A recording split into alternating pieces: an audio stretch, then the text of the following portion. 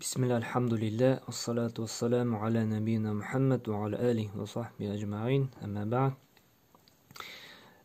Suzu met türlerinin üçüncü türü 6 tüp kaide var dedik bitinde. Şu suzu boyunca Kur'an'da metler boyunca şunun üçüncü türü met munfasıl. Yani munfasıl degen söz ayrım, ayrılgan degen söz. Yani ayrım iki sözdä kile. Mesela met muttasıl bir sözdä kile turgan suza turgan avazlar idi. Amında ikisi iki türlü sözde. Mesela şu dulkın bilgisi bizge suzırga kerakligin anlata turgan, күрсәтә turgan bilgi bitinde şu dulkın hamul ayrım bir sözde mena ku nime ayrım bir sözde hem enfusakum ikinci söz. Hem ikinci söz başlanan şu hamza bilen. Bizning bitinde tüp suzırga ярдәм итә торган дигән бер подсказка буларак инде ул шушы хәмзә белән дулкын. Әгәр дә шушы дулкын хәмзә була икән, димәк монда сузарга кирәк. Һәм әйткәнек, бер сүздә булса, ул безнең тоташкан мәт була. Мәт муттасил. 4-5 тапкыр 4-тән 6 хәтлек, әмма мәҗбүри рәвештә 4 тапкыр сузарга кирәк дигән. Әгәр дә шушы мәт мунфасил аерым мәт булса, аерым сүзләрдә аерымынсы дулкынлысы, хәмзәлесе аерым ikinci sözde bulayken bunda bizden indi 4'ten alıp 5'ke halik sözü hayırlı. Ama kayber alimler ayta 2 bilen de şeklensen bula dip aytalar indi. Ama hayırlıraq indi 4 tapqır sözarga. Bunda indi tecvid alimlerinin fikirleri boyunca 2 tapqır da yarый, ama hayırlıraq 4 sözü yaxşıraq dip aytalar indi. Biz bunu bu fikirlerini şulay bilip tursak hayırlı. Şuna göre yanında dulqın hem ayrım sözde hamza икәнен күрде икән, димәк бу мәт мунфасил була. Акаян белергә, мәсәлән, кеше гарәп теле белми икән, бу ике аерым сүз икән. Гадәттә, менә карагыз. Шушы ике әлиф ул бер сүздә берничә килә алмый. Һәм менә бу әлиф бу сүзнеке, һәм бу әлиф бу сүзнеке. Шуңа күрә бу инде билгеле, димәк бу икесе ике сүз икәнен. Һәм менә карыйк икенче мисалны да. Мәсәлән, шулай ук мәт мунфасил.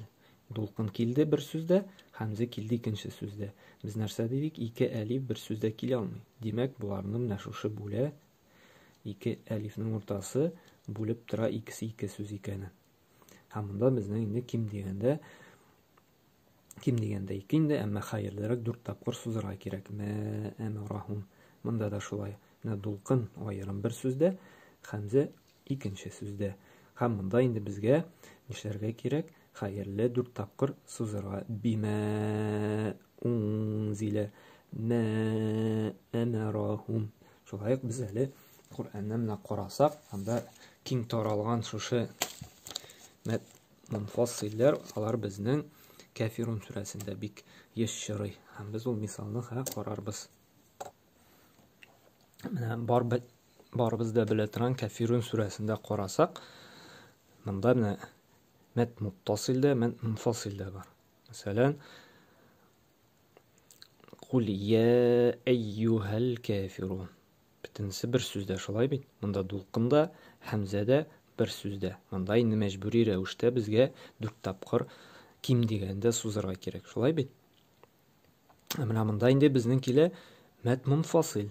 Яны айыра торган мәт. Нәрсә айыра? Дулкын аерым лә юк дигән сүздә килә. Ә хәмзәсе аерым аъбуду. Аъбуду, ягъни мин гыйбадәт кылам дигән сүз. Әмма лә белән килгәч инде киресенчә мин гыйбадәт кылмыйм дигән сүз чыга. Менә монда икесе аерым сүз. Монда инде хәерлерәк 4 тапкыр сузырга, рөхсәт ителә 2 дә сузырга иде. Әмма хәерлерәк эшләгән саен нәрсә була?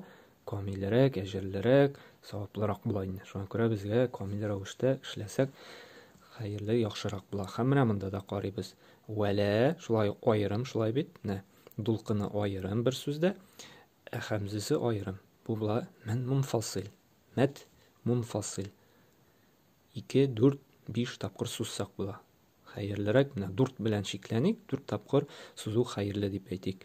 Мәсәлән, монда мә, шулай ук аъбуд. Нәрсә ул безнең?